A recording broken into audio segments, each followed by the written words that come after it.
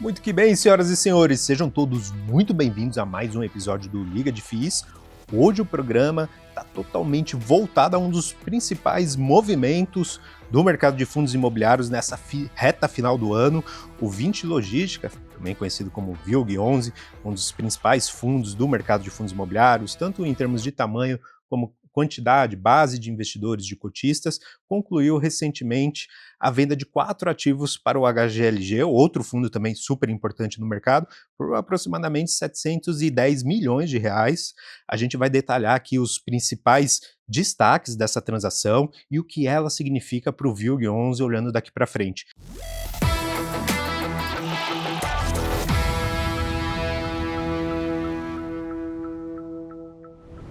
E para isso, nosso convidado de hoje não poderia ser ninguém mais, ninguém menos, né, do que Matheus Canelli, gestor do VILG. Seja muito bem-vindo aí, Matheus, e muito obrigado por aceitar nosso convite. Obrigado, Marx, a todos aí pelo convite. Acho que tem, como você mencionou, uma grande transação, tem bastante coisa para a gente falar sobre ela e sobre outros assuntos aí do fundo. Obrigado por receber aqui. Nós que agradecemos. O Matheus vai explicar aqui o racional da transação, o impacto no portfólio do VILG, né, e como o fundo vai se posicionar para capturar o bom momento do setor logístico, como a gente tem trazido aqui para vocês ao longo dos últimos programas. Mas antes, né, também queria chamar aqui para o nosso papo o professor Baroni. Bora para mais uma, professor?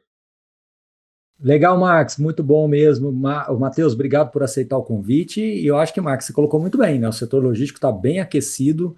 Acho que é um setor que ganhou muita relevância nos últimos anos, aí, desde a pandemia para cá. Então, vamos para mais um. Acho que o Matheus tem muita coisa para trazer para a gente. E é isso aí. Obrigado, Matheus, por aceitar e vamos em frente. Vamos lá, então. Acho que antes de mais nada, Matheus, antes de entrar nos detalhes da transação, legal você trazer um panorama geral do VILG ao longo de 2025. A gente sabe que foi um ano super importante para o fundo, talvez um dos principais destaques do segmento em termos de valorização, olhando o retorno total aqui no acumulado do ano, olhando os fundos logísticos do mercado. Enfim, conta um pouco para a gente, né, como que foi essa retrospectiva aqui de 2025 e aí na sequência a gente vai para os detalhes da transação. Claro. Como você bem colocou, né, o VILG year to date, né, até hoje, desde o início do ano, é uma das maiores altas do IFIX, dos fundos de tijolo, e mais de 30 e 40% aí de alta, tem que ver quanto que tá a cotação agora do dia, né, de ontem, mas uma das maiores altas. E esse movimento, ele até voltando um pouquinho mais, acho que até de 2025, eu sempre gosto de contar essa historinha rápida, porque o VILG começou em 2019, né, janeiro de 19. Até praticamente 2023, ele veio bem estável, fazendo, né, vínhamos fazendo as emissões, comprando os ativos, mas a gente não tinha passado por nenhuma dificuldade, digamos assim, né? Que são inerentes ao nosso mercado, mas nós ainda não havíamos passado. Então a gente teve uma grande vacância lá em 2023, que foi a vacância da L'Oréal, no nosso ativo do Rio de Janeiro, no Caxias Park.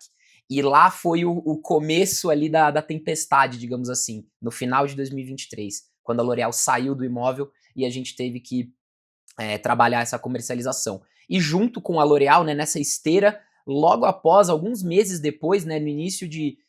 a gente teve também a questão lá com a Tokstok, que eles também não pagaram um aluguel, foi meio que no mesmo ano ali, e a gente teve esses dois problemas, né? Então acho que desde lá até hoje, já vai fazer na média aí 2 anos disso, o VILG sofreu bastante no mercado secundário. E a gente, como gestão, né, como eu falei, são problemas inerentes ao nosso business, né? Vacância, inadimplência, isso acontece. Uhum. Então a gente veio trabalhando todas essas questões. A questão com a Tokstok só foi um evento pontual de um mês, então a gente veio tratando junto ao inquilino e nunca mais houve esse problema de inadimplência, e nesse ano a gente conseguiu reduzir o espaço deles lá no Extrema Business Park Bloco 1.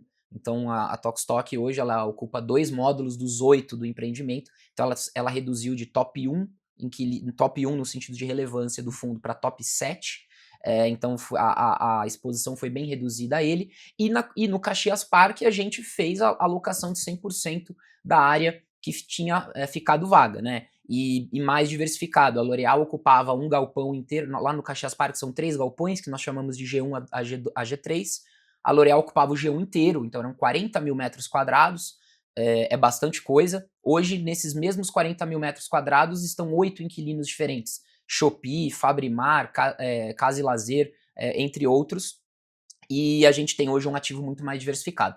E nesse momento ali, que foi basicamente ali no final do ano passado, que a gente teve a nossa cotação mais baixa no mercado secundário, o VILG chegou a bater cotações aí de R$ 69, R$ 70, porque a gente vinha, essas locações que foram feitas, elas tinham carência, alguns descontos, o próprio mercado demora também um pouco para reagir, né, a essas ações da gestão. Então, ao longo de 2025, né, digamos assim, a gente veio colhendo os frutos desse trabalho que foi feito em 2023 e 2024.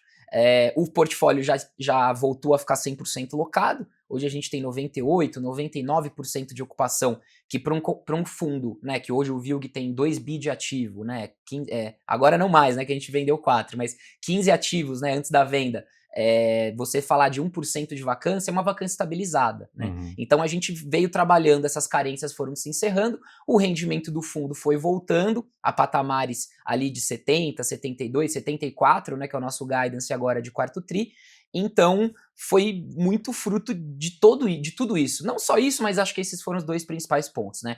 Esse trabalho de recuperação ali dos indicadores operacionais, principalmente da vacância do Caxias Park, e também a resolução ali do problema, entre aspas, que nós tínhamos no Extrema Business Park Bloco 1, que hoje a Tokstok passa a ocupar só 2 módulos dos 8, né? Então, e aí tudo isso culmina na venda, que aí sim é uma outra, aí é pra gente olhar daqui para frente, o patamar até aumenta, né, do que a gente já vinha, nós já estávamos muito satisfeitos com o nosso patamar atual, guidance aí a próximo de 74, o ano que vem, sem a venda, nós já estaríamos indo para algo como 75, 76 centavos por cota, mas agora com a venda muda um pouco a dinâmica, melhora, né, muda para melhor, então a gente pode explorar um pouquinho mais aí também.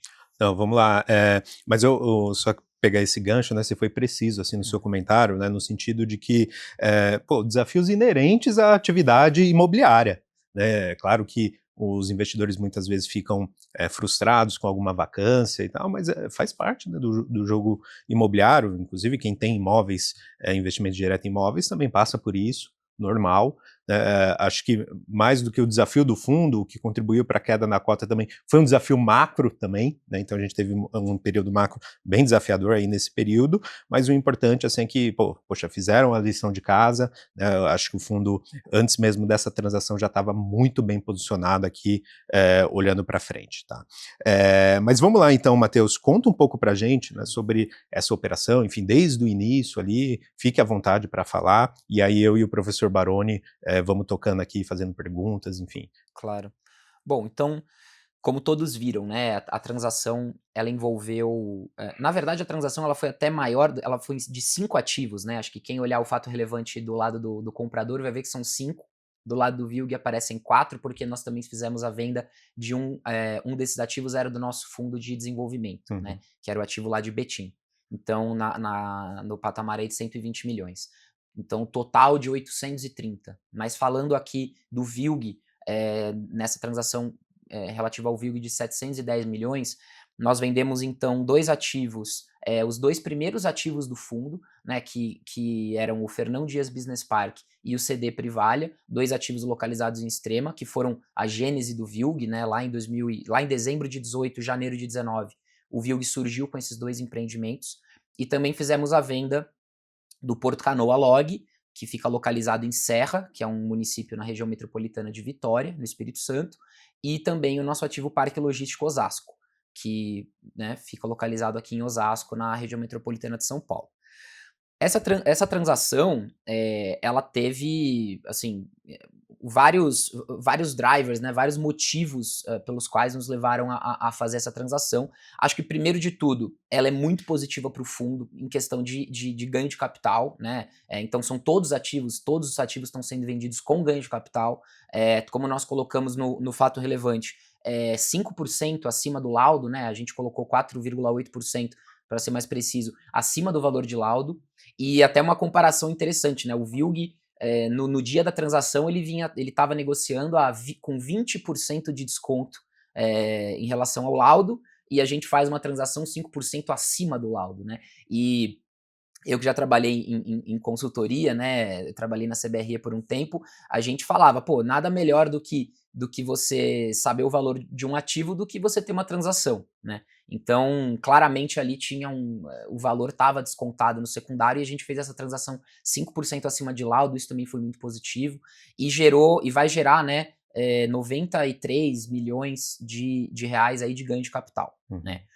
Em relação aos ativos que foram vendidos, como eu comentei, todos eles foram vendidos com ganho de capital.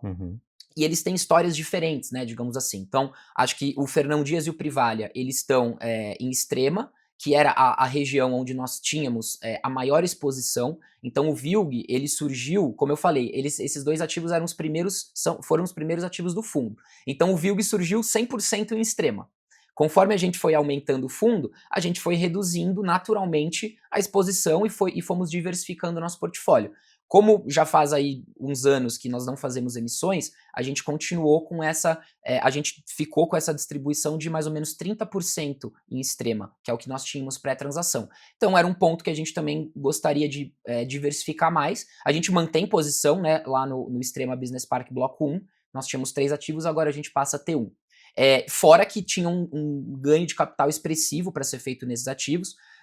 Para vocês terem uma ideia, é só pegar, né, pegando o fato relevante lá da época, os fatos relevantes da época, nós compramos esses ativos num cap rate de 10, né, então assim, a gente fez essa transação no médio de 9,1, então teve compressão de cap, e o aluguel subiu 50%, né, então assim, quando a gente comprou esses ativos lá, o aluguel de Extrema era R$21, R$21,50, e a gente fez a transação agora, a média em Extrema de transação é de 33, 34 reais o metro quadrado. Esses ativos já estavam alugados aí na média 32. Então você pega, né, uma compressão de cap e também eles eram alavancados, então você também tem esse efeito da alavancagem positiva. Então você tem os 3 gatilhos de uma boa venda, né, que é a compressão do cap, a apreciação do aluguel e uma alavancagem positiva. Então a gente teve esses 3 fatores falando desses 2 ativos. No questão do Porto Canoa, foi uma questão de oportunidade também, porque a gente fez uma venda dele com ganho de capital expressivo. Ele é um ativo muito bom, né? Muitas pessoas até consideravam ele o melhor ativo do VILG e tudo mais. Eu já acho que o nosso melhor ativo é o Castelo 57 Business Park, né, que é localizado em São Paulo. Mas o Porto Canoa também foi um ganho de capital muito bacana. E o Osasco, a gente fez um trabalho assim, de revisionais que foi muito bacana, né? O Osasco também a gente comprou, novamente, agosto de 2020, quem quiser levantar aí o fato relevante. Nós compramos na época num cap rate de 8,5, e o aluguel era R$19,50. E a gente fez revisionais de todos esses contratos de locação. Então hoje o Osasco ele já estava alugado a 33. A última locação a gente fechou a 34. E a gente fez também um ganho de capital. Se a gente for pegar proporcionalmente, o Osasco foi o maior ganho de capital disparado, por conta desse ganho real de aluguel que a gente teve nesse tempo, né? Fora que a gente já tinha vendido também uma parte do Osasco lá em novembro do ano passado, do supermercado, né? Então a gente fez a transação do restante da parte do logístico, né? Então assim, em resumo, o portfólio, né, ele foi construído, e fora o Betim também, que estava nesses 5 ativos, né, mas acho que aqui o assunto é o VILG. Então a gente entende que hoje o portfólio, hoje o VILG, né, para frente, a gente vai ter a possibilidade de rearranjar um pouco essa diversificação. Então, como eu falei, Extrema, ele representava 31% do fundo, agora ela passa a representar por volta de 15%. E a gente abre esse espaço para a gente aumentar, e aí o nosso objetivo, sendo bem transparente, é aumentar um pouco mais no estado de São Paulo. Então São Paulo, a gente vendeu também o Osasco, mas a gente continua com os nossos 2 ativos de Guarulhos, aqui do Castelo 57, na região de São Roque, e a ideia é aumentar essa participação de São Paulo. Para num cenário base, num modelo ideal, a gente ter, após a alocação desse recurso, a gente está falando aí de uma diversificação na casa dos 50% em São Paulo, e o restante diversificado aí nas outras regiões onde nós mantemos as posições. Imagino que muito em função, né, dessa praça principal para o mercado logístico a nível nacional, né? São Paulo, por ser o principal mercado consumidor, acaba tendo um benefício, né, em relação a esse momento do mercado Sim. imobiliário. E logística é consumo, né, Marcos? Uhum, Então, você tem um galpão logístico, você tem que estar próximo dos grandes centros, e em lugares estratégicos na questão da logística. Obviamente que você vai ter uma variação aqui e ali, dependendo do seu inquilino, mas via de regra, quanto mais próximo dos grandes centros você tiver, mais sucesso você vai ter nas suas locações e até quando você tiver uma vacância na reposição, né, na reocupação desse imóvel. uhum. E antes de passar para o professor Baroni, eu queria também pedir para você comentar um pouco sobre as condições financeiras aqui do acordo, né? Então, desse valor de quase 710 milhões, 80 milhões foi pago, né, à vista em dinheiro, né, será pago, perdão, não à vista, mas em dinheiro, né, a serem recebidos aqui em 24 meses, né, com uma correção monetária equivalente a 8% ao ano durante o período, né? Então, interessante essa parcela a prazo corrigida, super importante. Mas o principal valor aqui da transação, em torno de 582 milhões, serão recebidos por meio de cotas do HGLG. Conta um pouco para a gente, né? Enfim, a gente já tem visto movimentos assim no mercado, enfim, um pouco desse racional, e o que vocês estão olhando, né, daqui para frente, enfim, se tem qual que é o prazo que vocês esperam ir desmontando posição em HGLG, enfim, para destinar os recursos para outras finalidades e tudo mais. Perfeito. Muito bem colocado. Então, o preço, né, de 709,6 milhões, ele foi recebido praticamente todo à vista, em cotas e por meio da cessão do CRI, tá? Então, Uhum, até explicando essa questão, os ativos de Extrema, né, tanto Fernão Dias quanto Privalha, em conjunto, eles tinham esse CRI atrelado, que a gente chama de CRI Fernão Dias e Privalha, o CRI Extrema, e esse CRI ele foi absorvido pelo HGLG, pelo comprador. Então, parte do preço foi esse CRI que a gente cedeu, e a outra parte, 580 milhões, já recebemos à vista em cotas, e os 80 milhões ficaram para daqui 24 meses, e também há uma parcela intermediária de 120 milhões que vai para o outro ativo, né? uhum. Mas falando de VILG, foi essa parcela à vista de 630 milhões, arredondando, parte cessão de CRI, parte cota, e 80 milhões em 2 anos corrigidos, né? E é interessante falar que essa correção a gente recebe como se fosse um cupom mensal, então ela também ajuda na questão de... vira como se fosse um rendimento sintético. Então, na prática, é como se nós tivéssemos recebido tudo em cota, né? Como se nós tivéssemos recebido tudo à vista, porque a gente vai receber esses 80 milhões só daqui 2 anos, e essa correção de 8%, ela é mais ou menos o rendimento na patrimonial do HGLG, né? Uhum. Que hoje está por volta de 8,1. Então a gente acordou esse valor para como se nós tivéssemos um sintético desse rendimento ao longo de 2 anos. Então dá para a gente falar na prática que a gente vai ter tudo em cota, o efeito já positivo disso. E já fazemos jus naturalmente aos rendimentos do HGLG. Porém, esse não é o nosso objetivo. Assim, o VILG é um fundo de tijolo. A gente não tem o objetivo de ficar carregando 600 milhões em cotas. Então a gente tem um acordo.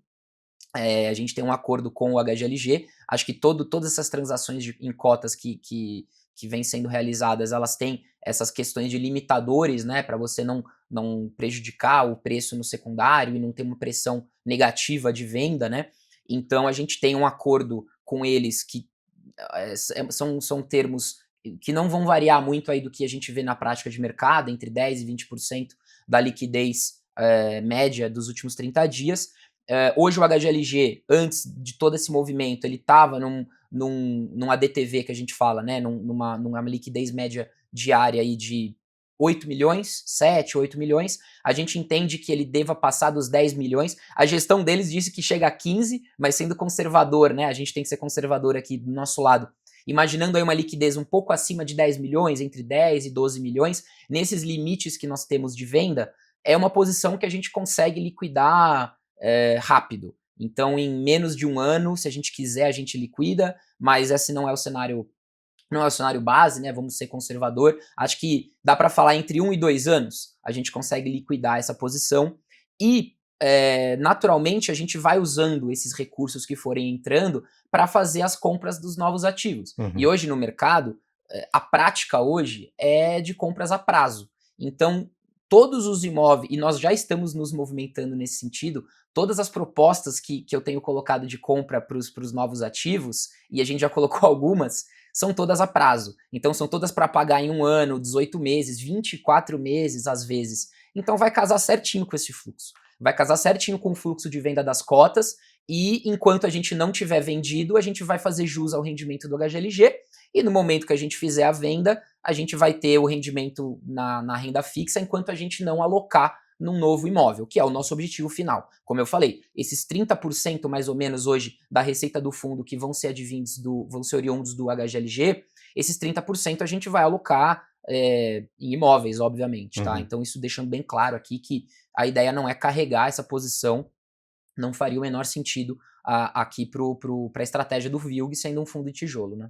Muito bom. Professor Baroni, que a gente está discutindo aqui é aquela estratégia de gestão ativa, principalmente de imóveis que já cumpriram a sua maturação, né, que você é tão vocal, você sempre fala da importância desse tipo de estratégia, pensando aqui no novo passo aqui dos fundos imobiliários, essa nova fase dos fundos imobiliários. Então, queria também colher aqui as suas impressões e fica à vontade também para enviar qualquer dúvida aqui para o Matheus.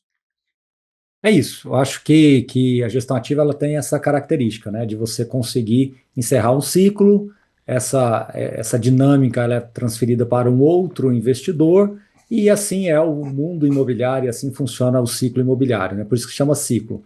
Às vezes o fundo consegue carregar isso por um tempo maior ou menor, depende muito da oportunidade que surge.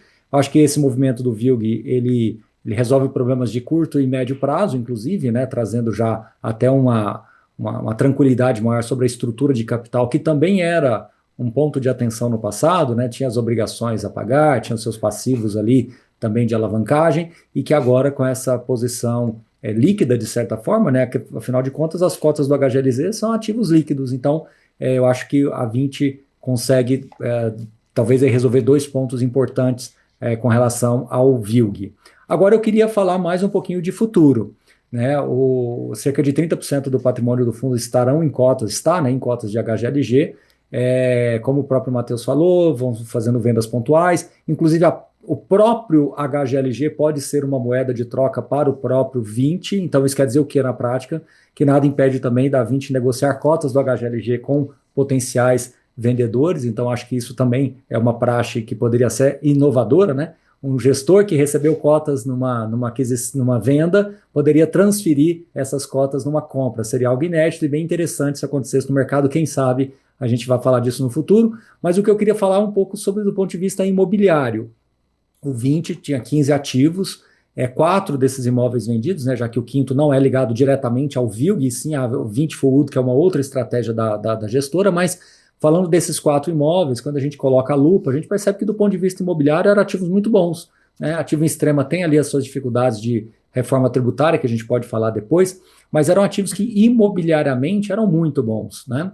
E aí agora eu queria perguntar para o Matheus, olhando daqui para frente, essas propostas que ele está fazendo, claro, por questão de sigilo, de confidencialidade, a gente não vai entrar nesse assunto, a gente não tem interesse de ter essas informações aqui agora antecipadas, mas eu queria pelo menos entender que tipo de praça que você deve estar buscando, né, que tipo de ativo, quantos ativos você entende que serão possíveis aí para repor esses imóveis. A ideia é voltar a ter 15 de novo, ou talvez 2 maiores, ou 5, 6 menores. Que tipo de estratégia de aquisição que vocês vão trazer? Ou seja, pensando em reposição de imóvel, o que o cotista do VILG pode esperar imobiliariamente falando?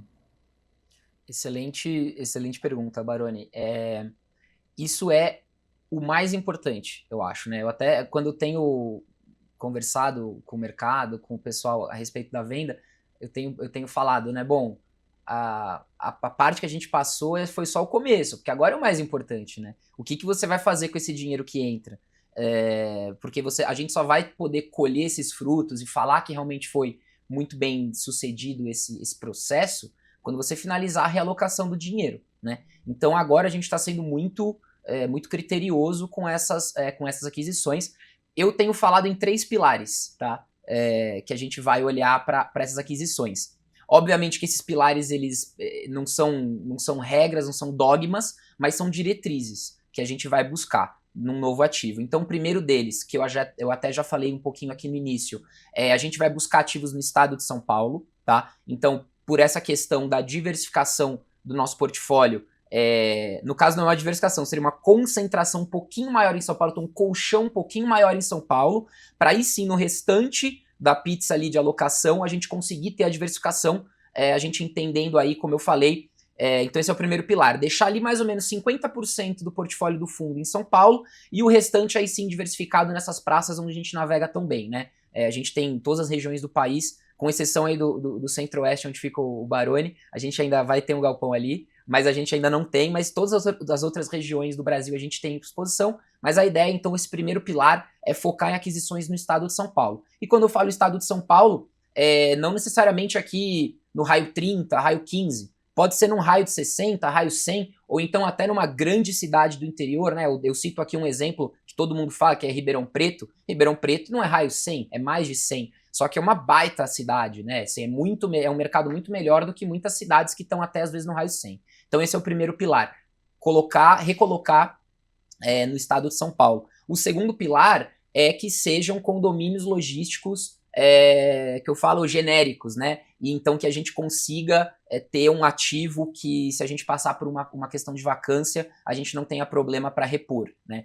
Então, enfim, quem olha no Google, quem olha ali no mapa, né, em planta, é aquele imóvel retangular, com pátio, modular. Então, assim, comprar um padrão muito bom, né, que a gente chama aqui de classe A mais, né, com pé direito, piso. Isso parece meio básico, mas às vezes não é, mas é importante isso, porque às vezes aparecem oportunidades, às vezes de sale-leaseback, ou então de algum monousuário. Não estou dizendo que é ruim, mas é algo que a gente não vai focar no momento. Nós vamos focar em condomínios logísticos mais padrão. E o terceiro pilar, que é o mais importante desses três, é focar em imóveis, e aí entendendo que a gente cumpriu esses dois primeiros pilares, né? Um condomínio logístico bem construído que esteja no estado de São Paulo, buscar imóveis que estejam alugados abaixo de R$30. A gente tem essa regrinha de bolso. Então, ou seja, aqueles mercados que ainda não sofreram aquela pressão de preço. E não digo nem mercado, eu digo o ativo, porque às vezes o ativo está localizado num mercado que os vizinhos já estão sofrendo essa pressão, mas ele ainda não sofreu, por alguma questão de prazo de contrato, um período de revisional que ainda não bateu, ou era um atípico, qualquer motivo. Então esses três pilares a gente vai buscar. E aí que eu estou falando abaixo de 30, mas tem empreendimentos que a gente tem visto que estão alugados a R$20, R$22. E rapidamente, até não sendo tão técnico, mas acho que isso é importante falar, é a questão porque no final do dia, o real estate, ele é uma operação imobiliária. O fundo imobiliário ele é listado, tem vários indicadores financeiros, mas no final é o tijolo, é quanto você está pagando naquilo. E se você for pensar em custo de reposição hoje, né, o que é custo de reposição? É quanto custa para você construir um ativo do zero. Só para construir, você vai gastar hoje R$2.200, R$2.500, dependendo do terreno. Isso sem comprar o terreno. Então, se você ainda for colocar mais R$1.000 aí de terreno, você está falando hoje num custo de reposição que já passa aí, às vezes, beira os R$3.500, no mínimo, né? Se você estiver falando de Guarulhos, ainda é até quase R$4.000. Por quanto você tem que alugar um imóvel hoje para você bater esse custo de reposição, para você bater um yield on cost aí de 12%, que é a regrinha de bolso, né? Você tem que alugar R$35, R$40. Então, o que significa isso? Novos empreendimentos não vão poder ser alugados abaixo disso. Então a gente passou já desse nível para novos empreendimentos. Porém, existem empreendimentos que já estão rodando, que foram construídos lá atrás, e não estou falando nem imóveis antigos, não, imóveis de 5 anos, de 10 anos no máximo, que estão hoje alugados ainda abaixo de 25, né? Obviamente, como o Baroni falou, eu não vou abrir aqui nomes nem regiões específicas, mas a gente já colocou 3, eu acho que 3 a 4, essa semana a gente coloca mais uma, de imóveis que estão alugados abaixo de R$25 em São Paulo, né? Então significa que a gente compra um imóvel hoje a R$3.000 o metro quadrado, às vezes até abaixo de R$3.000. Então esses três pilares, e eu considero esse terceiro o mais importante, são as diretrizes que nós vamos seguir para essas novas compras. E de novo, não são dogmas, né? Pode aparecer um super empreendimento alugado ali acima de 30, mas que a gente entenda que para composição de longo prazo vai ser muito estratégico, a gente obviamente vai analisar, a gente vai analisar tudo. E a última pergunta que o Baroni tinha feito sobre quantidade de ativos, isso também é difícil falar, mas uma coisa é certa, tá, Baroni? Assim, menores a gente não vai olhar. Então, ativos ali de 30, 40 milhões de reais, acho que não vai fazer sentido. Então, se a gente vendeu 4, dificilmente a gente vai realocar em 5 ou mais do que isso. Acho que é de 4 para menos, né? Então, ou vão ser 4, ou vão ser 4, ou 3, ou 2, né? Eventualmente. Porque se você for pensar em condomínios aí de 40 mil metros quadrados, 50 mil metros quadrados, daria para encaixar aí de 3 a 4, se for um condomínio maior. A gente vendeu 200 mil metros de ABL, né? Então, se a gente imaginar que a gente vende 200 mil e compra aí na média um pouquinho até mais do que isso, dependendo do valor, né? Se a gente conseguir um metro quadrado até mais baixo, que é o nosso objetivo, a gente compra aí um pouco mais de 200 mil metros quadrados de ABL. Então, deve ficar nesse universo aí, eu diria, na média, 3 ativos, digamos assim, para a gente realocar esse dinheiro. Muito bom. E o cap rate que vocês estão mirando, que vocês identificam dentro dessa estratégia que vocês traçaram, é em torno de quanto? Então, hoje a gente tem conseguido olhar coisas em cap rates bem atrativos, tá? Como eu falei, a gente tem colocado algumas propostas, todas aí na casa dos 10. 9 alguma coisa, 10, tá? E aí, obviamente, o cap rate ele é uma métrica legal, mas ele depende muito do aluguel. Então, se você tá alugado, se você é um ativo que tá maduro, você pode falar em cap rates mais baixos, eventualmente. Mas se você tem um imóvel, se você tem um imóvel ali que você vê que o aluguel ainda tem um upside, às vezes o imóvel ele tá numa localização um pouco pior, mas você também, às vezes vale a pena você pagar às vezes um cap rate de um pouco mais baixo, digamos um 8,75, um 9, mas num aluguel de 20. Então assim, você pagar 8% ou 8,5% num imóvel que tá alugado a 20, numa localização que você vê que vai ter upside, é muito melhor às vezes do que você pagar 8,5 num cara que tá alugado a R$45, né? Então esse cap rate é variável, não é cap de X. Depende do aluguel e da localização. Mas para não deixar a pergunta, né, a resposta tão aberta, em linhas gerais a gente tem olhado algo entre 9 e 10. Se a gente entender que tem um upside muito claro e que o metro quadrado tá muito barato, aí eventualmente pode até ser que saia aí abaixo de 9, né? Por conta aí dessa questão do upside. Mas tem bastante coisa que a gente está conseguindo olhar nesses cap rates. Porque hoje, como o mercado não está muito líquido, tem poucos fundos com dinheiro, né? Tem muitos fundos fazendo como essa nossa própria transação em cotas. A gente vai poder comprar em dinheiro. Então isso tem muito valor. Então você consegue passar na frente. Às vezes o seu preço é até pior do que uma outra proposta que o vendedor recebeu, só que pelo fato de você oferecer em dinheiro, ele pretere o outro e vende para você, né? E todas elas a prazo, como eu falei. Então a nossa ideia é realmente colocar propostas aí a prazo. Então, e aí isso gera no curto prazo até um ganho também, uma alavancagem pelo vendedor, né? Obviamente que esse não é o objetivo de longo prazo, eu tenho que ver realmente o negócio no metro quadrado, no desalavancado. Mas se também tiver essa pimentinha aí no curto prazo, sempre é bem-vinda, né? Ótimo ponto que você trouxe aqui, melhor do que o cap rate corrente é o projetado, né, olhando assim reajustes de aluguéis e tudo mais. Agora, antes de passar para o professor, eu também queria que você comentasse um pouco para a gente dessa questão da mudança da estrutura de capital do fundo, né? Na minha concepção, o VILG tinha uma alavancagem controlada, não era baixíssima, mas era controlada, também não tinha grandes necessidades de liquidez no curtíssimo prazo, né? Então tinha recursos líquidos ali para fazer frente às obrigações, mas o fato é que essa transação vai contribuir muito para essa diluição dessa alavancagem. O que vocês estão enxergando de alavancagem daqui para frente? Sim. Você colocou muito bem, Marcos. O VILG ele não tinha uma alavancagem preocupante. A gente trabalhava numa alavancagem da casa aí dos 15%, 16%, com 3 CRIs, né? A gente tinha esse CRI de Extrema, o CRI do Alianza e o CRI do Castelo, né? Que a gente sempre reporta aí nos nossos relatórios mensais. Agora, depois dessa venda, a gente cedeu esse CRI de Extrema, que era um CRI no montante de 47 milhões. Então, a gente deixa de ter essa obrigação. E a gente também acordou uma amortização extraordinária de 35 milhões no nosso CRI do Alianza, né? Então a gente vai ter esses 47, né, mais os 35, né? Então os 82 milhões aí de desalavancagem. Isso reduz a nossa alavancagem de 16, estava 15, no fato relevante a gente coloca 15,8, se eu não estou errado, e ela cai para 11,9, né? Por volta ainda da casa dos 12.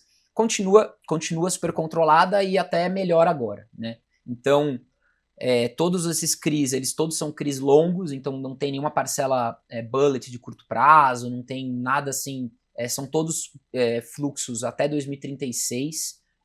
Então a alavancagem já era tranquila, agora ela está mais ainda, né? Então a gente tem aí agora um caixa líquido. Tudo bem que a gente tem que terminar as aquisições, né? Antes das aquisições, um caixa líquido enorme aí de mais de 300 milhões. Mas, obviamente, quando a gente terminar as aquisições, a intenção é ficar com um caixa líquido até mais saudável do que a gente tinha pré-transação, né? Então, é um pouco aí da visão de estrutura de capital. Como eu falei, as amortizações de curto prazo, elas estão no fluxo ali dos CRIs, né? Então, parte deles em 2031 e parte em 2036. Então, são bem alongadas, não tendo necessidade de curto prazo. Acho que agora é difícil até falar quanto que é o prazo do caixa do fundo, porque a gente tem que terminar essas alocações. Mas antes da transação a gente tinha um prazo aí de mais de 2 anos. Agora a nossa intenção é, pós-transação, trabalhar com caixa até um pouco maior do que a gente vinha trabalhando. Então, pós-aquisições, continuar aí com caixa que seja superior a 3 anos, 4 anos. E aí vai ser, a gente ainda vai entender melhor de acordo com as aquisições. Mas a intenção é ter trabalhar com mais caixa do que a gente vinha trabalhando antes, para ficar mais tranquilo ainda. Perfeito. Professor Baroni. Por falar em caixa, eu acho que agora vocês também vão ter que fazer uma boa gestão de caixa, né? Porque com as cotas do HGLG, qualquer venda que vocês fizerem é reconhecimento de ganho de capital dentro do semestre. Então eu queria que você falasse para a gente como é que você está planejando. Você já deu uma dica aí de que a ideia é comprar a prazo para que você possa fazer os movimentos com calma. Mas aí eu queria te perguntar como é que você está pensando, porque vamos lá, se surge uma oportunidade no mercado secundário muito interessante, você poderia se desfazer mais rapidamente do HGLG, né, talvez numa venda de rebalançamento de índice, ou em algum momento que eventualmente possa ter uma liquidez maior do HGLG, ele está passando por um processo grande de incorporação de outros fundos, a liquidez potencialmente pode até aumentar mais ainda, e de repente você se sentir encorajado a sair mais dessas posições, de repente uma melhora de cenário, os juros começam a cair, você pode capturar mais ganho de capital, então vai ficar um jogo de equilibrar prato no bom sentido, você vai ter potencialmente mais ganho de capital ou uma aceleração de ganho de capital para reconhecer, e por outro lado você tem que distribuir isso para o cotista, mas ao distribuir para o cotista, talvez o guidance entre 80 e 87 não vai ficar tão longo quanto você gostaria. Então, como é que você está pensando nessa equação? Eu sei que é muito difícil responder agora, mas eu acho que é importante para os investidores, né? A gente já falou do ponto de vista imobiliário, já falamos do ponto de vista de estrutura de capital. Eu queria agora falar de guidance, que também é outro ponto bem sensível para os investidores. Vocês falaram 80, 87, isso aí já está claro ali para o primeiro semestre. Mas e daí? Quando a bola começar a rolar mesmo para valer no semestre que vem, eu acho que esse semestre não tem muito mais o que fazer, mas a bola começar a rolar no semestre que vem, se surgir oportunidade, o mercado melhora, você vai acelerar essas vendas de cotas? O que você está pensando em fazer, Matheus? Se é que dá para responder. É difícil, a gente não tem a bola de cristal para saber como que vai estar até o comportamento dessa cota, né?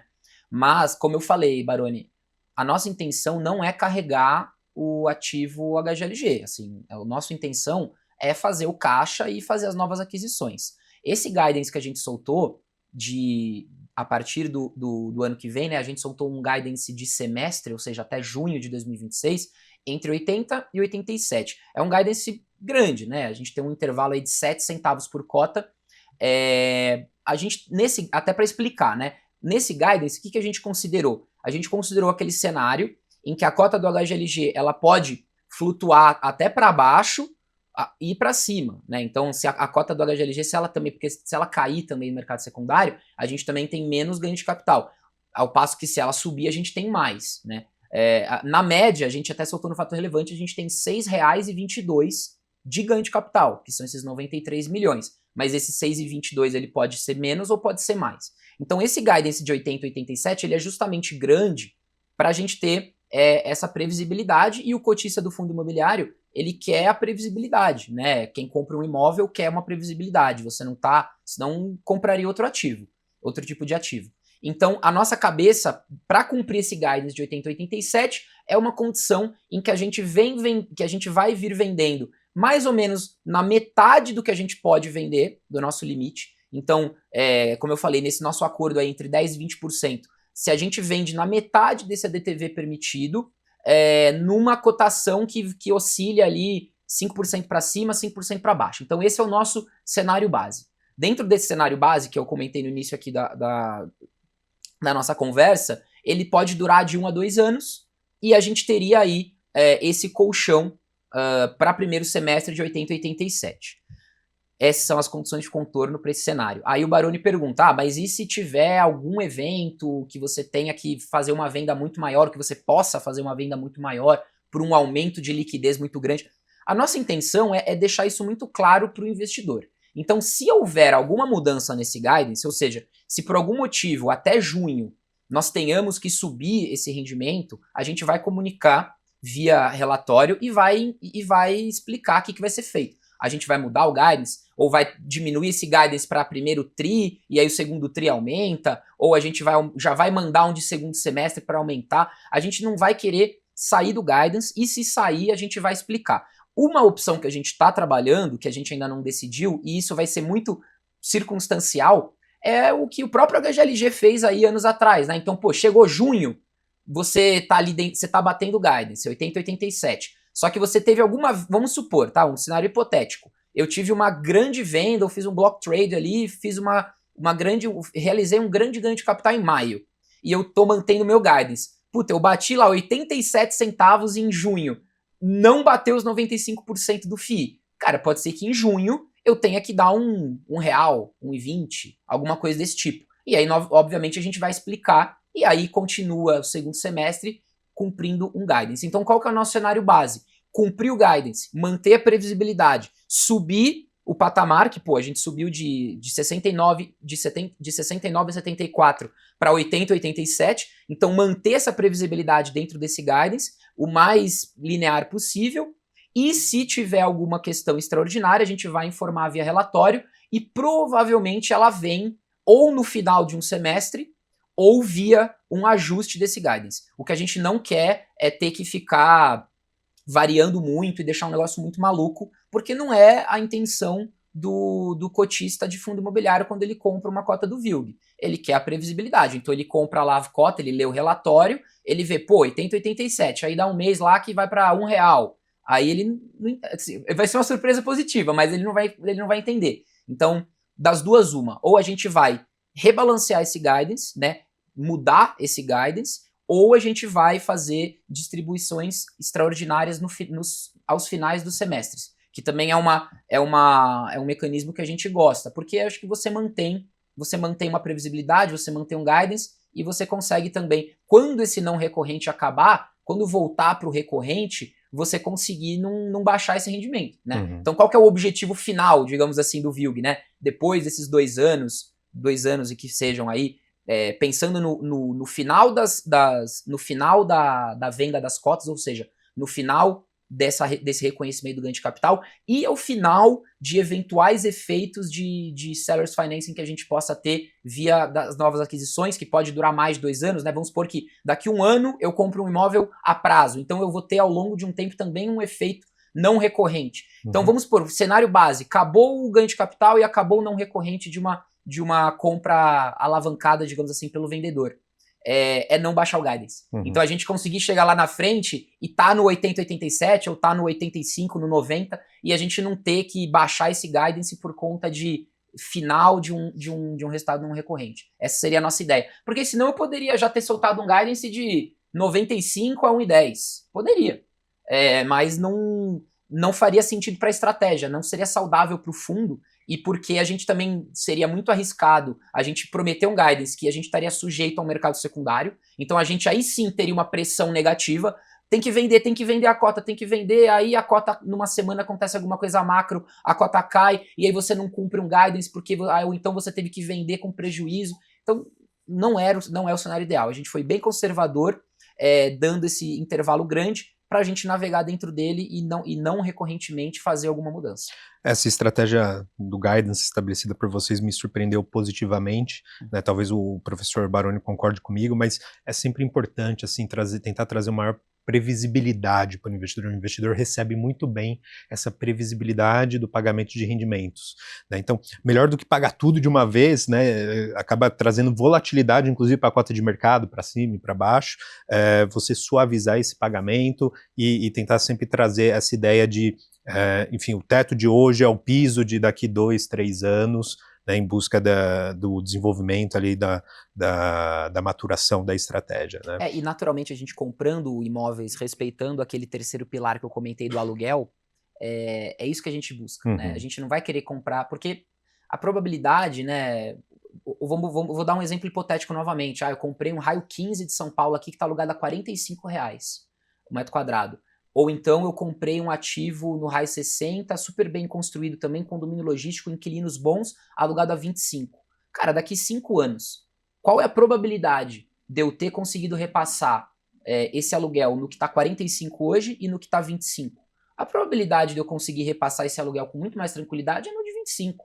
O de 45, em condições normais, ele também deve performar bem. Mas falando em probabilidade, a gente no mercado financeiro, a gente tem que trabalhar com cenários. Qual que é mais provável? Qual que é melhor hoje para eu me posicionar, né? Indo ao encontro dessa questão do guidance, para a gente não ter que chegar lá na frente, puta, acabou um contrato aqui que eu comprei a 45, ele já estava a 53 e o mercado aqui está praticando 47 ainda. Então eu tenho que alugar mais barato. Se eu compro um cara que está 25 hoje, daqui 2, 3, 4 anos, é capaz ainda de eu aumentar esse aluguel, né, em termos reais. Então por isso que esse terceiro pilar é tão importante para as nossas novas aquisições. E na sua fala anterior também, Matheus, você comentou um ponto importante, eu acho que é a dúvida do investidor aqui que nos assiste, né? Enfim, se você assumiu o preço de 162,22, né, que é o de recebimento de cotas do HGLG, você teria ali um ganho de capital a ser reconhecido de R$ 6,22 por cota. Agora, a cota do HGLG, ela oscila, né, aqui nesse cenário que vocês trouxeram, se valorizar 5%, pode chegar até 8,24%, 8,24 reais por cota, e caindo, né, 5%, algo mais próximo de 4,36 centavos por cota. Então, o investidor, muitas vezes ele pode ficar um pouco ansioso, né, se perguntar assim, em questão dessa volatilidade da cota, quanto isso vai impactar o ganho de capital final. Agora, a boa notícia é que se tem um fundo para receber cotas, né, que te traz uma maior previsibilidade de desmontagem de posição com calma, é o HGLG, né? Não sei se o professor também concorda comigo, mas ele tem uma volatilidade muito menor do que grande parte dos fundos do mercado, né? A gente até brinca aqui que a cotação do HGLG é uma rocha, né? Então, até na época da pandemia, claro, foi impactado, né, como todos os outros, mas assim, magnitudes muito ínfimas em relação ao total do mercado, né? Acho que tem esse ponto também que é interessante, ajuda muito vocês a desmontar essa posição com calma, né? E agora aproveitando, né, Matheus, muito nessa sua fala, né, de tentar trazer o recorrente do fundo para algo mais próximo a esse guidance estabelecido, considerando esses ganhos de capital que serão reconhecidos, indo para além, né, desse portfólio que vocês pretendem adquirir, esses outros ativos, né, enfim, essas condições atrativas que vão viabilizar, né, esse aumento do resultado recorrente, mas olhando agora para o portfólio do VILG em específico, né? Então, eu queria entender, enfim, se você pudesse dar uma palhinha aqui para a gente, se tem espaços para revisionais, renovações positivas dos aluguéis no portfólio atual, ou seja, remanescente que ficou de fora da transação, também ao encontro, né, dessa busca do aumento do resultado recorrente ao longo dos próximos trimestres, semestres. Sim, perfeito. Sim, existem essas possibilidades. O que a gente veio fazendo um trabalho no Osasco, que eu comentei no início, então o Osasco era o que a gente tinha mais próximo, e a gente finalizou esses trabalhos revisionais aí esse ano. A gente tem no Caxias Parque, que é o nosso ativo lá do Rio de Janeiro, contratos de locação que foram assinados agora como eu falei, depois da vacância da L'Oréal. Então, os primeiros foram assinados lá em 2024, alguns no comecinho desse ano.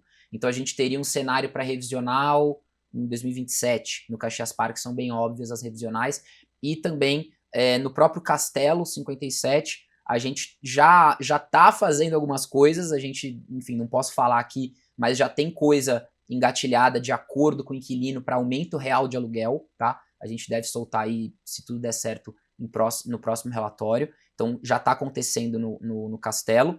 Como eu falei, Caxias Parque à vista. E acho que esses são os dois mais óbvios. Se a gente somar esses dois empreendimentos, a gente está falando aí de quase 20% da receita do VILG, né? Caxias Parque mais Castelo 57.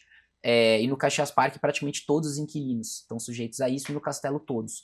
Então, acho que dá para a gente falar com mais segurança nesses dois. Uhum. Outros ativos que também estão abaixo de mercado, com potencial, a gente tem o nosso ativo de Cachoeirinha, que é alugado para Solística. Ele é um atípico, né? Ele é um contrato atípico, então a gente não pode revisionar ainda, mas quando acabar esse contrato atípico, ele provavelmente a gente vai ter boas surpresas também, porque hoje ele está alugado bem abaixo de mercado. A gente fez essa negociação em 2020 com eles para a extensão desse atípico, e na época o valor de mercado daquela região era da casa lá dos 15, 17 reais, né? Pode ver comparativos de GLP Gravataí, próprio Log Gravataí, outros ativos de Cachoeirinha. Alguns alugavam até abaixo da gente, então a gente conseguiu fazer uma boa negociação à época, e hoje o aluguel andou em termos reais muito, né? Andou muito em termos reais. Então esse é um ativo que a gente também teria boas surpresas, mas o atípico acaba em 28, então um pouco mais para frente também. Então acho que no horizonte próximo a gente poderia falar com tranquilidade aí de Castelo 57 e Caxias Parque, com boas possibilidades de revisionais. Professor Baroni. Matheus, eu quero te fazer uma pergunta muito específica, que é com relação ao ativo em Ipojuca, né? O Parque Logístico Pernambuco. E por que essa pergunta é específica? Porque existe um outro fundo imobiliário, né, que é o Genial Logística, o GLOG 11, fundo até pouco conhecido pelo mercado. É um fundo que tem um patrimônio relativamente pequeno, acabou ficando um fundo monoimóvel. Esse fundo da Genial, né, agora teve a questão lá junto com o Pátria, e vocês fizeram essa operação também com o Pátria no HGLG. A minha pergunta simples, objetiva e direta: por que este imóvel não entrou na transação, uma vez que parte da posição deste imóvel é detida pelo VILG 11, outra parte pelo GLOG 11, vocês já estavam em negociação com o Pátria, por que vocês já não endereçaram este ativo também? Enfim, algum caso específico, alguma questão técnica que eventualmente você acha que tem alguma limitante ou comercial? Por isso que eu falei que era uma pergunta bem específica dentro desse contexto, uma vez que hoje o GLOG, né, que é um fundo que, enfim, relativamente pequeno, tem 1.800, 2.000 cotistas, uma liquidez relativamente baixa quando comparada, e vocês poderiam até fazer uma aquisição com um certo desconto, né? Hoje ele negocia com um PVP na faixa de 0,60, 0,62, e vocês eventualmente poderiam fazer uma aquisição num cap rate bastante generoso. Por que não aconteceu? Ou você tem isso em mente ainda? O que você pode dizer para a gente? Essa é uma pergunta muito boa, Baroni, porque esse é um ativo, falando do Parque Logístico Pernambuco, né, do Ipojuca, que eu diria hoje que é o maior desafio em termos de comercialização dele mesmo, de locação e de região, é que no VILG ele é muito pequeno, né? Então, assim, a vacância que a gente tem nele hoje, ela representa 1%, nem 1% do VILG. Então, no espaço que está alugado por uma excelente empresa, que é a Suporte Logística. É uma empresa aí bem grande, opera no Brasil inteiro. Ele tem um porto seco, ele tem um posto da Receita Federal lá dentro. Então, é extremamente estratégico para ele. Mas ele tem um residual ali de vacância que, de fato, é a nossa maior dificuldade hoje de trabalhar. Então, ele é sim um ativo, Baroni, que a gente sempre estuda soluções para ele, né? A solução tradicional, que seria alugá-lo, assim, tá mais difícil. A gente tem recebido propostas, visitas, e até por a gente ter um sócio, né? Nós temos uma cogestão, então a gente tem 50% e o pessoal do Glog tem 50%. A gente também sempre tem que decidir tudo em conjunto. E existe, e aí, enfim, eu não vou poder responder isso, porque é uma relação entre o Pátria e a Genial, né? É sabido aí do mercado que houve uma movimentação do Pátria com os fundos da Genial.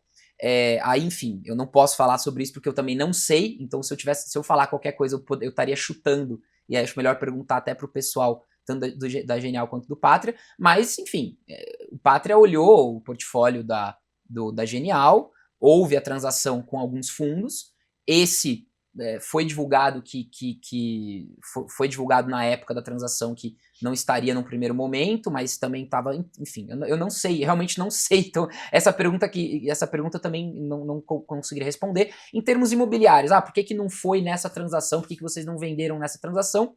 Aí, enfim, é uma questão de portfólio mesmo. Acho que comprador e vendedor tem que se acertar ali. Como foram 5 empreendimentos, você tem um jogo ali de, eu puxo aqui, deixo um pouco ali, vou compor o portfólio com esse, vou tirar aquele.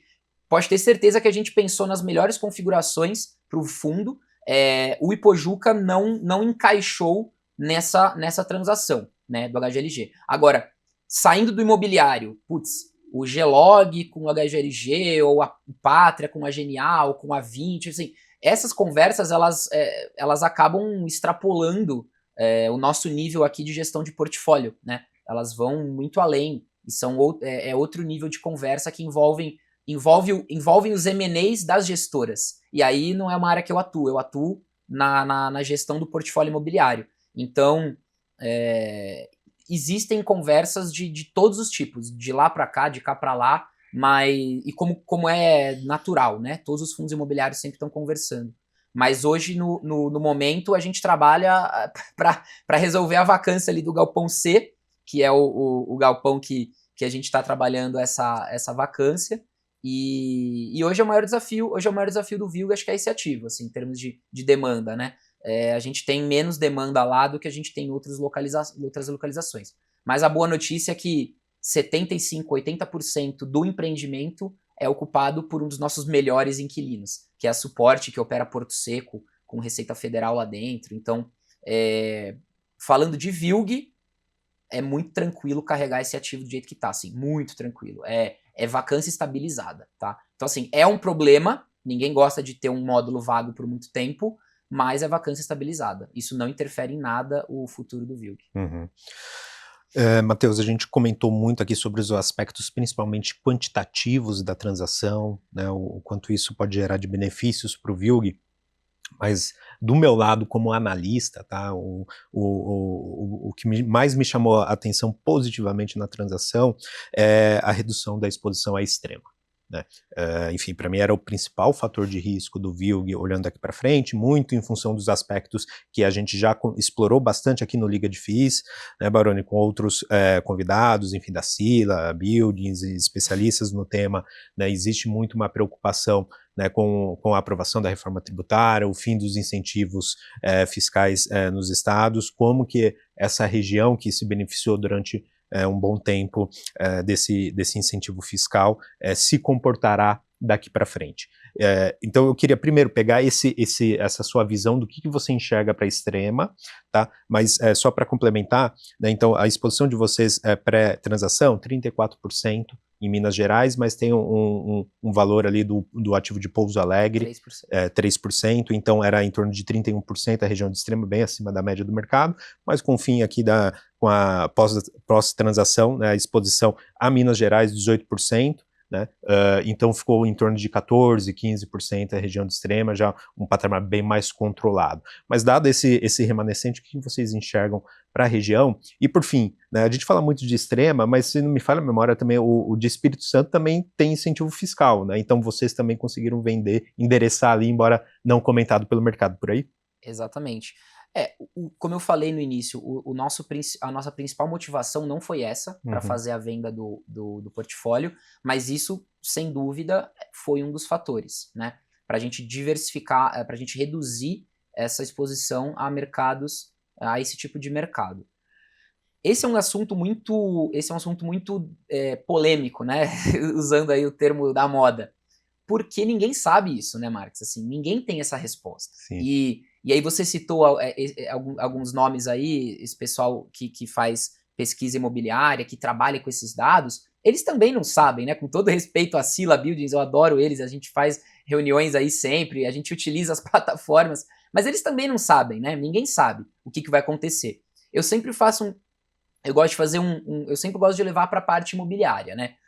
Cara, Extrema, ele tá a 100 quilômetros de São Paulo. Então, assim, para quem é de São Paulo, sabe que, pô, você pega Fernão Dias, em 50 minutos você tá em Extrema. Para quem não é de São Paulo, né, falando aqui, é muito perto. Se você tá falando de transporte rodoviário, de caminhão, de frete, é perto, né? Caminhão, tem caminhoneiro que sai de Porto Alegre e vai para Belém do Pará, né? Então, assim, não é uma questão, não é que Extrema tá no interior da região que não tem estrada, que não, você está em São Paulo, no raio de influência de São Paulo. Dito isso, existem, obviamente, hoje os incentivos fiscais que são concedidos pelo Estado de Minas Gerais, né, o ICMS, que favorecem essa questão tributária dos inquilinos, dos ocupantes que estão ali. Mas aí você colocou muito bem, Marx. O cara do Espírito Santo também, o cara de Santa Catarina também, o cara de Pernambuco também. Então, assim, o Brasil, e aí não vou entrar em questões políticas, mas o Brasil é isso. Se você for ver o PIB do Brasil, o grosso do PIB do Brasil para consumo, tá onde? Tá em São Paulo, no Sudeste. Então, qualquer outra capital que você, ou qualquer outro estado que você tenha, você vai comparar com São Paulo, é muito menor. Então, se você for pensar, e aí muitas dessas pessoas, e eu não estou nem falando do pessoal de pesquisa, não, estou falando do mercado como um geral, as pessoas estão tratando como se Extrema fosse o pior lugar do Brasil. E, na verdade, se você for pegar tudo que não é São Paulo, tá sujeito a questão de redução de incentivo, porque essa negociação de ICMS, que é o que acontece na prática, né? Então, assim, grandes números, você tem aquela alíquota de 18% de ICMS. Dependendo do incentivo fiscal que é dado pelo Estado, no passado você reduzia de 18% para 1%. Aí teve a questão toda lá do DIFAL e do Estado que recebe, aí meio que essa barganha caiu dos 18, caiu para 12, mas hoje você ainda tinha os estados ainda têm esse buffer aí de 12% que eles podem negociar. Todos os estados negociam isso, não é Minas, não é Extrema, é o Brasil faz isso. Então, né, o professor Baroni tá em Goiânia.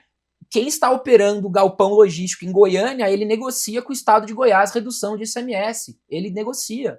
Quem está operando, e aí depende do poder de barganha do estado, ele dá mais ou dá menos. Uhum. Se você é o estado de São Paulo, onde você tem o maior PIB, você não precisa barganhar tanto, você concede menos incentivo. Se você é um estado que você está naquela questão de fomento, você vai conceder mais. Então, eu queria só dar esse preâmbulo aí para desmistificar um pouco. Extrema. Cara, Extrema tá a 90 quilômetros de São Paulo. Extrema tá muito bem localizado, entendeu? Eu não tô falando de uma cidade do interior de um estado pequeno. Não, você tá muito perto, tá?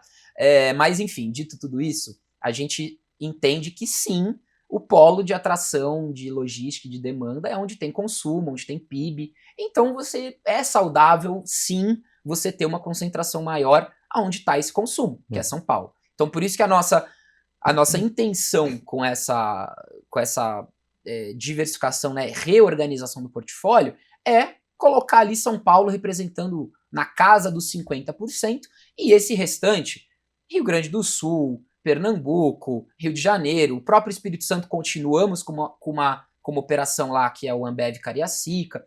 E aí é interessante, e até para finalizar essa questão, o nosso ativo do Espírito Santo, as operações que estão no Porto Canoa, em sua grande maioria, elas são operações nacionais. Elas são operações que não estão atendendo a Grande Vitória, elas estão atendendo o Brasil. Então, ele está bem nessa seara aí da questão das negociações com o Estado. Tem uma operação ali da Fast Shop que está realmente fazendo um e-commerce ali mais last mile para Vitória. Mas a gente tem a operação da Boticário regional, a gente tem Unilogística que opera regional, a gente tem regional que eu digo região sudeste, não só Vitória. Então, a gente teve nesse portfólio que a gente vendeu, a gente pode falar que Extrema e Espírito Santo estão afetados por essa dinâmica, e Osasco não, porque está aqui em São Paulo. Mas aí a dinâmica, ela vai continuar. Os incentivos, pela questão da reforma tributária, eles não serão mais permitidos quando o ICMS deixar de existir. E essa transição ela só vai estar consolidada em 2033. Cara, nós estamos em 2025. São quantos, né? São 8 anos até 2033. E aí eu faço esse exercício. muitos investidores de fundo imobiliário não investiam em fundos imobiliários há 8 anos. Eu trabalho nesse mercado há 10 anos. Quando eu comecei lá em 2015, 2016, se você falava de Guarulhos, por exemplo, era ruim. Guarulhos era ruim. Ah, porque a Dutra tem muito trânsito. Ah, porque o acesso de Guarulhos é ruim. O bom é Cajamar. Barueri, nossa, Barueri é ruim. Tem trânsito em Alphaville. ABC nem existia. Então, cara, olha como mudou. Você fala hoje de todas essas regiões que eu citei hoje, raio 15 de São Paulo, tá todo mundo alugando a R$40. Então, o que vai ser Extrema daqui a 8 anos? O que vai ser o mercado de logística daqui a 8 anos? Uma coisa que hoje é longe, e a gente sempre entende que esse mercado vai evoluindo. Aí, voltando ao pessoal lá de pesquisa, né, Sila Buildings, vamos pegar os gráficos aí de novo estoque, de absorções brutas, né, absorção bruta, que é o que mexe aí que demonstra movimentação, e até absorção líquida, que é o que mostra o crescimento do mercado. O que eram esses números em 2016? O que serão esses números em 2033? Ninguém sabe. Uhum. E provavelmente, aí novamente, a gente trabalhar com cenários, que a gente está no mercado financeiro, qual que é o cenário mais provável? É que esteja pior, né, ou seja, menor ou maior do que é hoje? A probabilidade é altíssima que seja maior. Logo, esses raios que hoje são raio 100, raio 60, não sei, pode ser que Extrema daqui a 8 anos seja muito atrativo porque você já vai estar completamente tomado em outras regiões mais próximas. Então, é muito, muito, muito difícil de a gente falar o que vai ser, né? Uhum. Só que a gente trabalha com VPL, né? Valor presente. Como que você faz o valuation de um ativo? De uma empresa, de um ativo imobiliário, não é diferente. Você projeta o fluxo de dividendos e traz a valor presente. E você tem que calcular, você tem que estipular uma perpetuidade. Hoje, se eu vou estipular uma perpetuidade para um ativo em Extrema, e aqui eu estou falando em termos reais, se o aluguel hoje é 34, eu tenho que ser conservador, eu não posso supor que vai ser 34 em termos reais. Eu tenho que dar um pênalti, mas esse pênalti que eu dou é hoje. Pode ser que daqui 5 anos esse pênalti seja menor. Então, dado que existe esse pênalti hoje, e realmente a percepção do mercado em relação ao VILG, ela vinha muito nessa questão da concentração Extrema, fez todo sentido hoje a gente fazer esse movimento. Mas a gente continua com posição lá no Extrema Business Park Block 1, que era o antigo Tokstok, e hoje ele está com 5 inquilinos diferentes, né? Então a gente já tem hoje, a gente continua com essa posição de 15% diversificado. A nossa ideia não é zerar a Extrema, agora a gente vai vender esse ativo. Não temos esse. Acho que assim, a gente carregar uma exposição, que é um mercado que o aluguel é alto, não tem vacância, a gente tem muito, e o VILG é um fundo de renda, né? Uhum. Então a gente surfar essa questão até quando ela se encerrar, isso não tem problema nenhum para o fundo. A gente gosta do mercado, né? A gente já está lá há muito tempo. Então eu acho que essa dinâmica, quem tá com muita certeza agora, eu não tenho essa opinião. Acho que não tem como ter nenhuma certeza. Uhum. Tem que trabalhar com cenários, como eu falei. Cara, cenário de hoje acaba em 2033. Eu vou fazer um valuation hoje desse ativo? Traz a valor presente, tem que ter um pênaltizinho lá. Então, se hoje Guarulhos é cap de X, Extrema vai ter que ser um pouquinho acima para corrigir essa perpetuidade. Guarulhos eu posso perpetuar num aluguel de hoje. Extrema eu não vou conseguir perpetuar num aluguel de hoje. Eu vou ter que dar um pênalti. Aí esse pênalti é quanto? Ninguém sabe. Então essa é a bola de cristal. Pode ser que não exista esse pênalti, mas a gente tem que trabalhar com os cenários, né? Uhum. Professor Baroni. Eu queria muito fazer uma pergunta para o Matheus, que eu acho que é quase aqui que, assim, algo que a gente tem que começar cada vez mais a perguntar para os gestores, porque é um caminho natural. A gente tem visto muitas transações entre fundos imobiliários. Isso pode trazer algumas verticais. A primeira é aquela de que realmente os fundos imobiliários são protagonistas no mercado, são importantes dentro do mercado, então naturalmente vão transacionar entre si. Outros podem dizer assim, não, é só uma questão de momento, quando os juros caírem, talvez a gente vai ter mais transações menores acontecendo com investidores locais, a gente vai ter um outro interesse por parte de investidores não ex-fundos imobiliários, não dentro do mercado de fundos imobiliários. Mas, aí a gente tem que trazer isso, e é importante trazer, até porque a gente aqui faz um trabalho muito junto à investidor, pessoa física. Alguns levantam a possibilidade seguinte, olha, a gente tem que tomar muito cuidado com fundos vendendo entre si, porque está gerando entre eles pagamentos de taxa de performance, e isso pode ser ruim para o investidor no curto, médio prazo, ou no médio, longo prazo, enfim, não importa, mas isso pode ser ruim, porque fica sempre pagando taxa de performance, pulando de lá para cá o portfólio. Eu queria muito ouvir a sua opinião sobre isso, eu acho que é importante saber como é que vocês interpretam essa questão aí. Claro. Bom, acho que isso tem que. Cada fundo também tem um regulamento, uma regra específica para isso.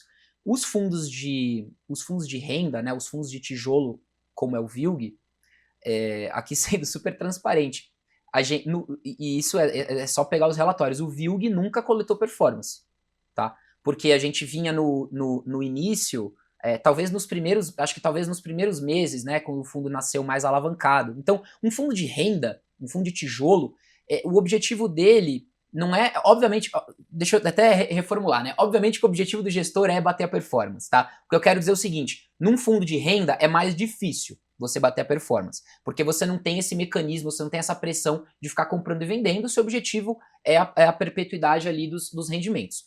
Eu acho que se você está fazendo uma transação sem conflito, né, e aí você configurar um conflito, tem todas as regras aí da CVM que configuram um conflito, né, transação entre gestoras, você fazer, né, tem várias entre a mesma gestora que eu estou dizendo, fundos da mesma gestora, ou você criar um fundo para fazer uma transação, e aí, enfim, tem várias formas que a CVM entende que você está configurando um conflito.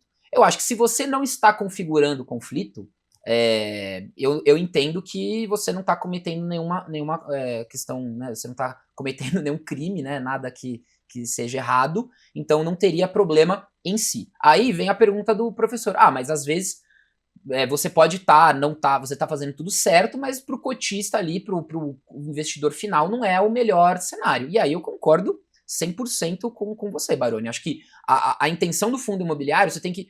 Hoje, basicamente, de tijolo, a gente tem duas estratégias. Você tem os fundos de renda e você tem os fundos de ganho de capital. Se você é um fundo de renda, aí falando de VILG, cara, qual que é o objetivo do VILG? O objetivo do VILG é gerar uma renda de longo prazo, consistente e crescente, né? Acompanhando o mercado acompanhando e ultrapassando a inflação.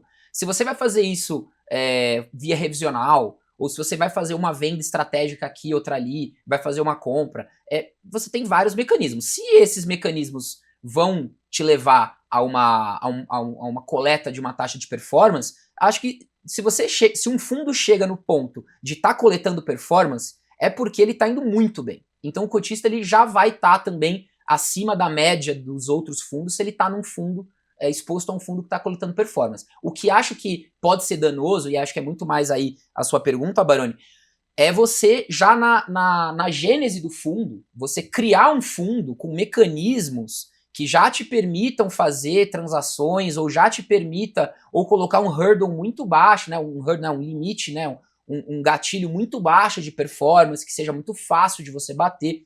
Então eu acho que isso vai muito mais da concepção errada do fundo, de uma estratégia inicial de um fundo, do que de um fundo, ou seja o VILG, o HGLG, que são fundos super consolidados, que têm regulamentos aí antigos, lá do início, que são taxas de performance super a mercado, que, cara, pode ter certeza, se o VILG estiver coletando performance, é porque a gente está muito acima do IFIX, muito acima da média. Porque para você coletar performance num fundo de renda, é bem difícil, tá?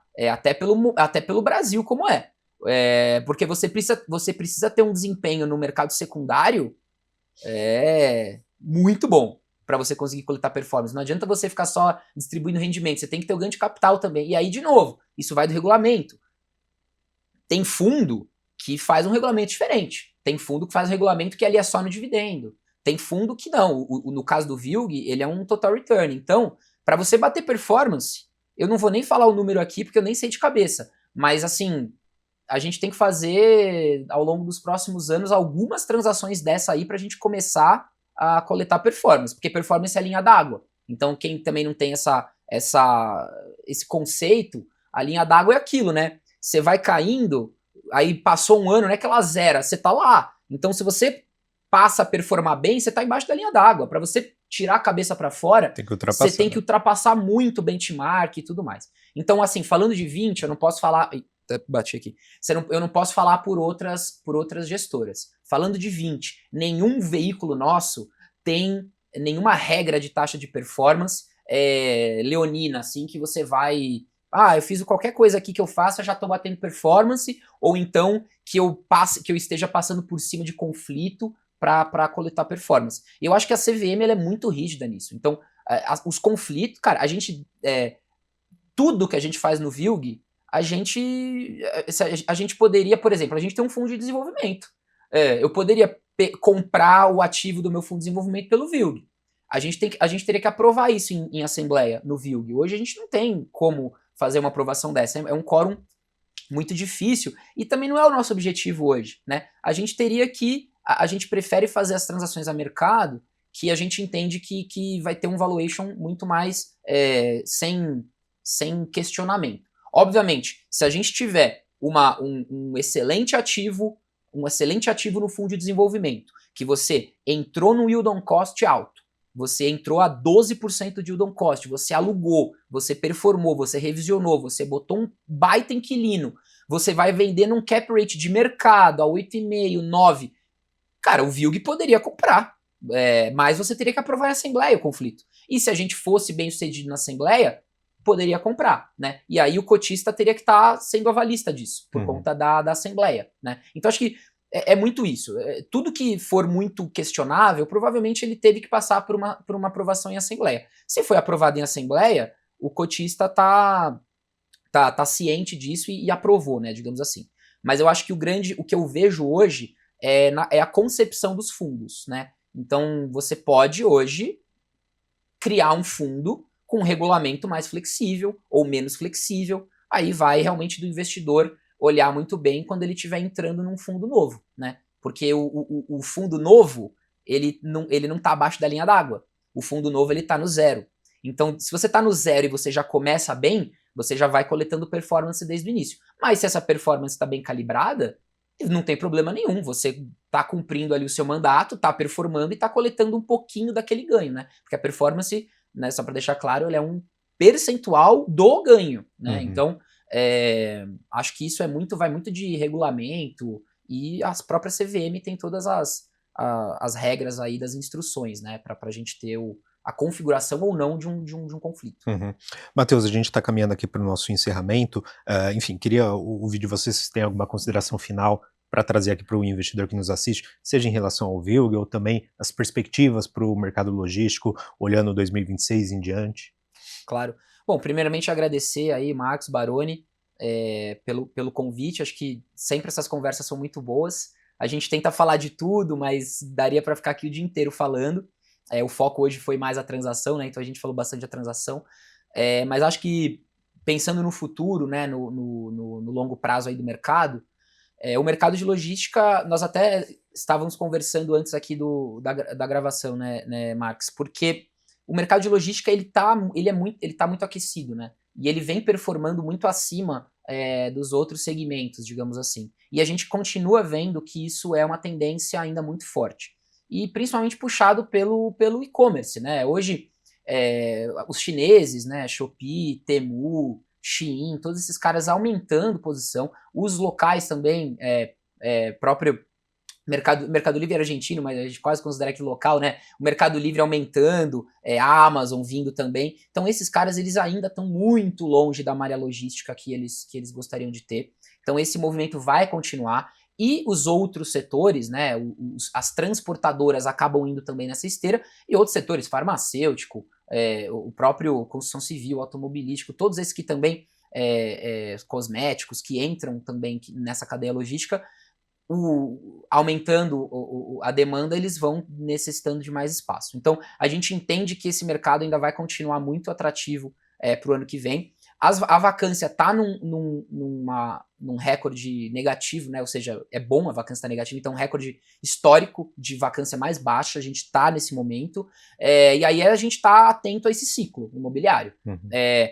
Vai continuar caindo? Ela vai estabilizar? Vai voltar a subir? Então, esse que é a grande mágica aí do mercado, é você se posicionar no ciclo. Por isso que, voltando àquilo que eu falei, eu acho que pro investidor, para ele entender aí o que o VILG vai olhar para frente, é navegar bem o ciclo imobiliário. Então, realocar esse dinheiro em ativos que estejam com alguma possibilidade de ganho do ciclo. Como eu falei, bem localizados, com alguma alavanca de preço, um aluguel que ainda não esteja tão alto. Então eu acho que essa dinâmica ela vai continuar. E as regiões no Brasil, cada uma se encontra num momento diferente. Então tem localidades que já estão maduras, tem localidades que agora o preço está subindo. Então é difícil você falar na média, né, como um todo. Você acaba falando meio que, se você pensar cada região vai estar no momento. Mas na média, o mercado continua muito forte, né? A vacância, como eu falei, em mínimas históricas.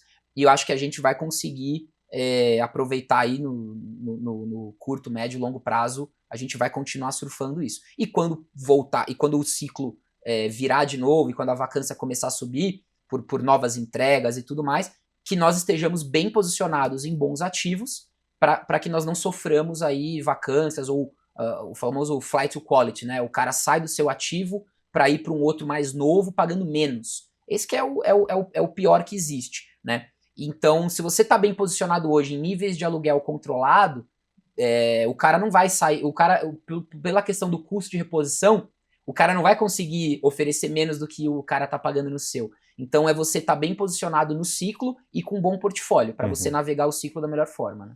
Claríssimo, Matheus, muito obrigado mais uma vez por aceitar nosso convite, compartilhar todas as informações riquíssimas que você trouxe aqui para a nossa audiência, e queria agradecer, é claro, também ao professor Baroni, né, nosso parceiro de sempre aqui. Muito obrigado, professor. Muito obrigado a vocês, parabéns aí pelo trabalho, Matheus, e vamos em frente. Obrigado, Marcos. E com isso, encerramos mais um Liga de FIIs nessa semana, e para você que nos está acompanhando, aproveite para deixar o like, se inscrever no canal, ativar o sininho também, e claro, sempre deixar os comentários aqui embaixo do vídeo, na descrição, do que você achou do bate-papo de hoje, quais temas você gostaria que trouxéssemos nos próximos bate-papos, porque a gente sempre está de olho na opinião de vocês, tá bom? Então, muito obrigado a todos pela audiência, e até a próxima semana. Um grande abraço.